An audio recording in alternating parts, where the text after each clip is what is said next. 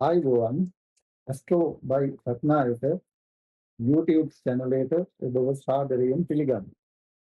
අද මම ඔබට පැහැදිලි කරන්න යන්නේ ජ්‍යොතිෂයේ විශේෂ මාතෘකාවක් වන බොරොන්දම් ගැලපීම සම්බන්ධව නිසියාකාරව බොරොන්දම් ගැලපීමක් කරගන්නේ කොහොමද කියන එක පිළිබඳව යම්කිසි දැනුමක් සම්මානසිකව ලබා දෙනවා.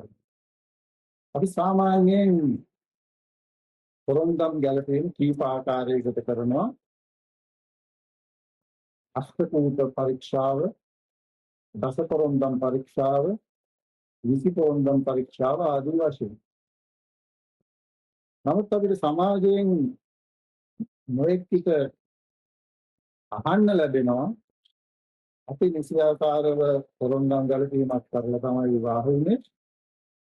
හැබැයි මෙන්න මේ වගේ ප්‍රශ්න ගැටලු අපිට වර්තමානයේ යෙදිලා තියෙනවා.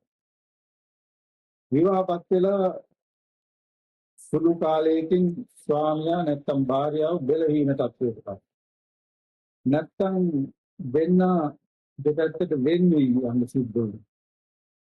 නැත්නම් අපි එක අදහසක ඉඳගෙන අපිට එක නිවසක කටයුතු කරන්න බෑ. නිතරම ගස්ත නැති වෙනවා. ආදි වශයෙන් චෝදනා ඇහෙන අවස්ථාවල් වැඩි. ඉතින් මේ වෙලාවට බොහෝ දෙනෙක් කියන්නේ ජ්‍යොතිෂයට චෝදනා කරනවා. මේක පත්තපල් බෙරුවක්ය. මොන බැලීමක් අවශ්‍ය නැහැ. අපේ හිත තමයි ඔය ආදි වශයෙන්. ඉතින් අපි චෝදනාවලට පිළිතුරු සපයන්න නෙවෙයි අද දවසේ යොදාගන්නේ. අපි කොහොමද අපි හරියට නිසියාකාරව අපේ කටයුතු අපි කරගත්තාද කියන කාරණාව පිළිබඳව පසුවිපරම පිළිගන්න. අතවශ්‍යම කියනවා නම් පොරොන්දම් ගැලපීම අභිනවයෙන් විවාහපත් වෙන ජ්‍යොතිෂිකයන්ට පමණක් නෙවෙයි විවාහපත් වෙලා ඉන්න ස්වාමි භාර්යාවන්ට වැදගත් වෙන කාරණා. වෙනකොට තමන්ගේ කේන්ද්‍රවල යම්කිසි දෝෂයක් නැත්නම් පොරොන්දම් ගැලපීමේ යම්කිසි අඩුපාඩුවක් තියෙනවා නම් ඔවුන් ඒ සඳහා එහි ඇති දුෂ්ට විපාක අවම කර ගැනීම සඳහා යම්කිසි පිළිවෙලක් අනුගමනය කරන්න පුළුවන් තිබෙනවා. නමුත් අද උපදේශක් කියන එකයි ඔය ආකාරයෙන් මේක කරගන්න තියෙන නෙවෙයි අද අපේ මාතෘකාව කොහොමද නිසියාකාරව පොරොන්දම් ගැලපීම පරීක්ෂා කරගන්නේ කියන කාරණා. ඒ නිසා අපි ඒ වෙත යොමු වෙමු. ඉතින් විශේෂයෙන්ම අලුත් දෙයක් නෙවෙයි මේක. සම්ලංශලා දැකලා ඇති සමහර විට අප පංචාංගලිකේ 21 වෙනි පිටු කියනවා පාපාංශක චක්‍රය කියලා. ඉතින් මේක විශේෂයෙන්ම මේ පාපාංශක එක්කෙනාගේ කොයිතරම් ප්‍රමාණයක් තියනවද කියන එක විග්‍රහ කර ගැනීම අත්‍යවශ්‍ය කාරණයක්. මේ පාපාංශක කිව්වහම කියන වචනයෙන් අපිට යම්කිසි හැඟීමක් ඇති වෙනවා. ඒ පාප කියන වචනේ මේක නරක දෙයක් කියලා. අත් වශයෙන්ම ඒක නරක තමයි. මොකද අපි හිතන්නේ අපේ පරීක්ෂණ වලින් අපිට නිගමනයකට එන්න පුළුවන්කම තියෙන්නේ යම්කිසි කෙනෙක් පෙර ආත්මයකදී Taman විවාහය සම්බන්ධ කරගෙන ඇති අවවල ප්‍රතිඵලයක් තමයි මේ ආත්මයේදී මේ පාපංශක වලින් කියවෙන්නේ කියන කාරණා. ඉතින් අලුතෙන් විවාහපත් වෙන අයගේ මේ පාපාංශක යම්කිසි ගැළපීමක් තියෙනවා. 20 වෙනි පොරොන්දම කියන්නේ ග්‍රහ පොරොන්දම. මේ ග්‍රහ පොරොන්දම උට දීර්ඝ වශයෙන් මේ පාපාංශකත් එක්ක ගැළපීමක් කරන්න අවශ්‍ය වෙනවා. අපි මේ ගැළපීම කොහොමද වෙන්නේ කියන එකට කලින් මේ පාපාංශක යෙදෙන්නේ කොහොමද කියන එක පිළිබඳව අවබෝධයක් ලබා ගන්න අවශ්‍යයි.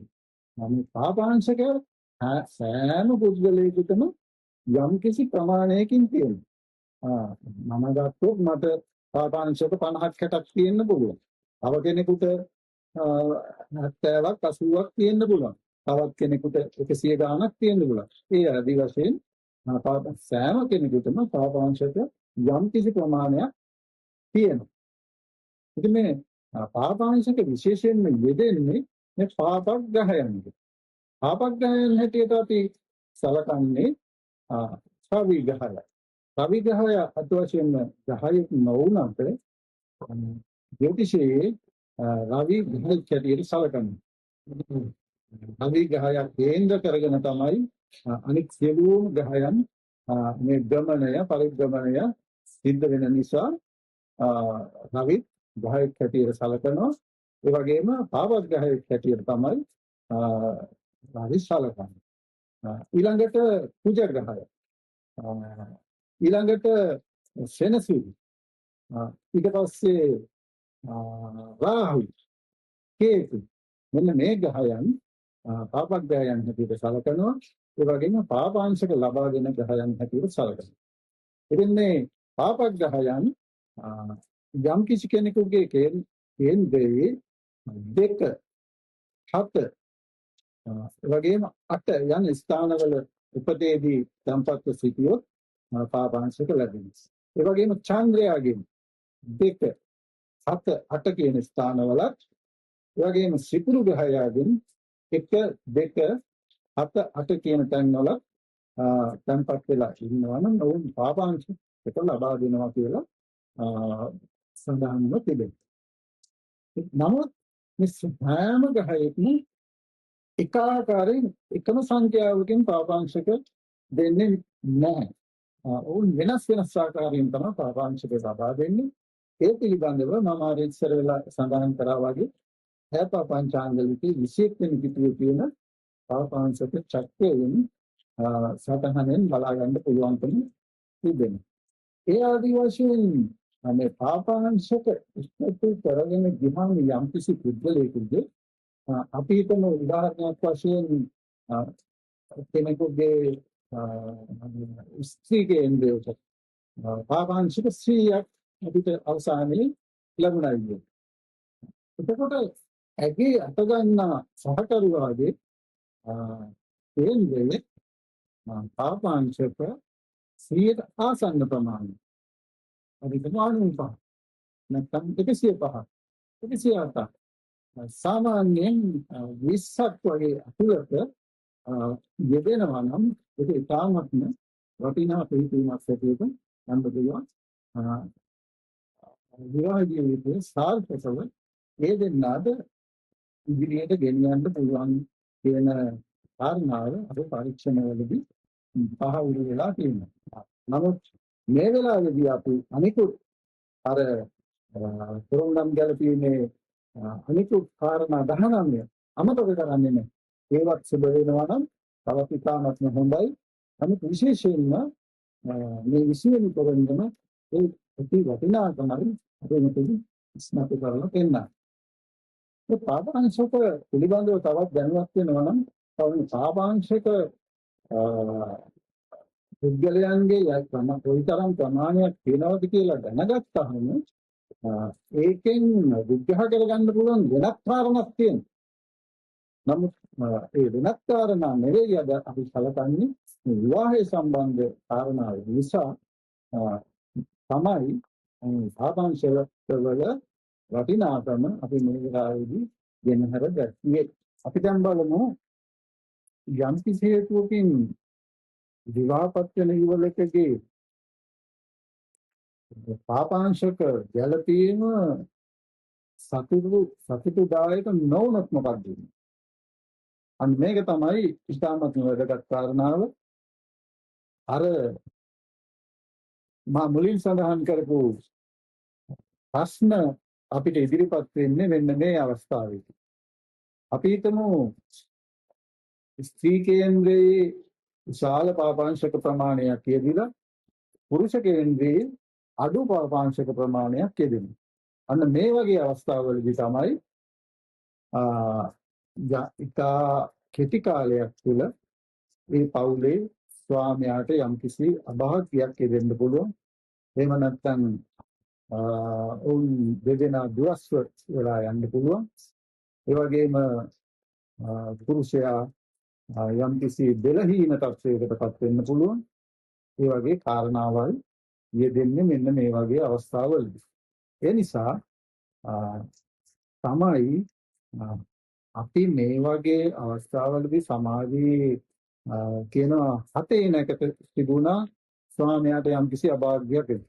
ඒ නිසා හතේ නැකතම නෙමෙයි අපේ ගහරු රාහු වගේ ගහක් හිටපුවම විශාල ප්‍රමාණයෙන් පාපංශක ප්‍රමාණයක් කේන්ද්‍රයට එකතු වෙනවා. පාපව හිටියොත් නීචව හිටියොත් 128ක් වගේ ප්‍රමාණයක් එම ගහයාගෙන් පමණක් කේන්ද්‍රයට පාපංශක එකතු වෙනවා. මේ අධික පාපංශක ප්‍රමාණයක් කේන්ද්‍රයක තිබිලා අනිත් කේන්ද්‍රයේ පාපංශක සුළු ප්‍රමාණයක් තියෙනකොට අන්න ඒ වගේ ව්‍යසනයන්ට පත්වීමේ ඉඩකඩ බොහෝ සෙයින් පවතිනවා. ඒ නිසා මේ 20 වෙනි පොරොන්දුම එවත් ග්‍රහ පොරොන්දුම ඉතාමත්ම සැලකිල්ලෙන් උනන්දුවෙන් විග්‍රහ කර ගැනීම ඒ විවාහපත්‍රය වලටත් අනිත් සියලුම දෙනාටත් ඉතා වැදගත් කියන කාරණාව තමයි මම අද දවසේ ඔබට ඉස්මතු කරලා පෙන්වලා ඔබගේ දැනුමට එකතු කළේ. අද මේ දැනුවත් කිරීම මෙතකින් අමාරු වුණා. ඉදිරියේදී මේ සම්බන්ධව විවාහ ජීවිතය පිළිබඳව ඈඳිලා එන නොයෙකුත් ප්‍රශ්න ඔබ හමුවේ ලැබීමට බලාපොරොත්තු වෙනවා. අස්ට්‍රෝ බයි රත්නායක channel එකත් සමග නිතරම සම්බන්ධ වෙලා ඉන්න හැටියට නිතරම ගෞරවයෙන් ආරාධනා කර සිටිනවා.